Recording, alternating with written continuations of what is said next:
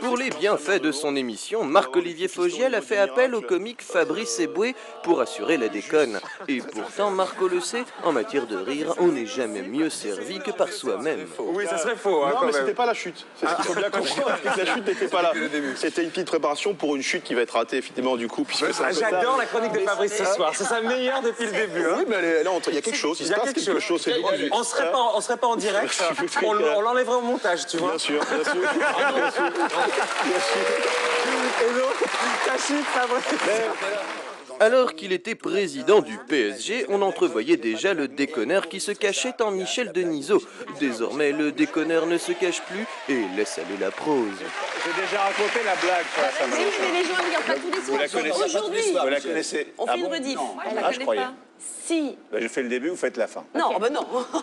Le salaud. Mais vous la connaissez par cœur. Mais allez, si. Si à la Saint-Valentin, elle te caresse la main. Voilà, ça commence bien déjà, oui. Vivement la Sainte Marguerite. On passe au petit journal people de Yann Barthès. Faire la bise quand on a une demi-tonne de maquillage étalé sur la face exige un certain savoir-faire que Maria Carey, en grande prêtresse du rafistolage, connaît mieux que quiconque. Thank you.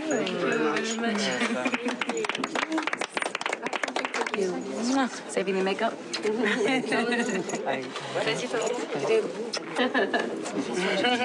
And the girl way, we gotta go like this. See, come on this side. I'll show you. You go. 1, 2, and then you flip your hair.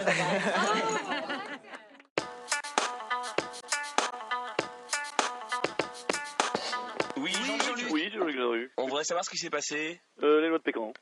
En fait, il faut réserver les noix de pécan avec l'apéro. Ah bon? Jean-Luc, dans l'avion, il aime pas le mélange entre noix de pécan et apéro. En tout cas, ça fait tourner la tête, et après Jean-Luc, il devient chaud bouillant. Lambada, Zouklov, Crump, il est chaud, Jean-Luc. Jean-Luc, il en fait un petit peu de tout. Et il se laisse aller. Mais Jean-Luc, il paraît que vous avez fini torse nu quand même. C'est vrai, efficacité, crédibilité. J'ai même utilisé des petits sachets d'huile d'olive et des plateaux repas pour me mettre sur le corps. Lubrification, brillance, pénétration. C'est là que ça a dérapé. Vous êtes battu? Non, tout le monde est rentré dans le délire, et Jean-Luc, c'était la grosse fête. Tout le monde autour de lui, ambiance chaude et SM autour de Jean-Luc. Ah, mais c'est pour ça que vous avez fini menotté, le truc SM. Non, rien à voir. Ça, c'est parce que, pour déconner, Jean-Luc a voulu prendre les commandes de l'avion en plein vol, détournement. Et comment ça va ce matin alors maintenant? Bien, écoutez. Bien, je suis à l'Elysée, je prends l'apéro au petit-déj avec Bernadette Chirac pour l'opération Piège jaune. Ah bon, ça va. Merde, il y a des apérifruits. Et alors? Et alors, quand il y a des apérifruits, c'est comme les noix de pécan, Jean-Luc il devient fou. Oh non, Pas les apérifruits. Tiens, Jean-Luc, c'est quoi, Bernadette, Jean-Luc il va vous montrer sa bite.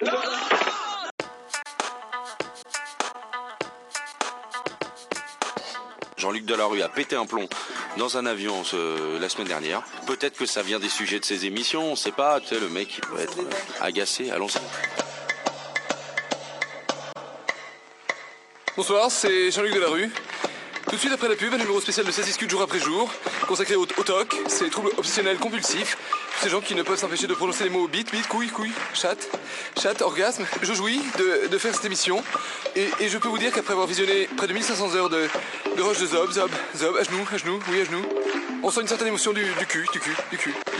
J'ai dit non, du cul. Alors, on se retrouve tout de suite après la pub. Fils de pub.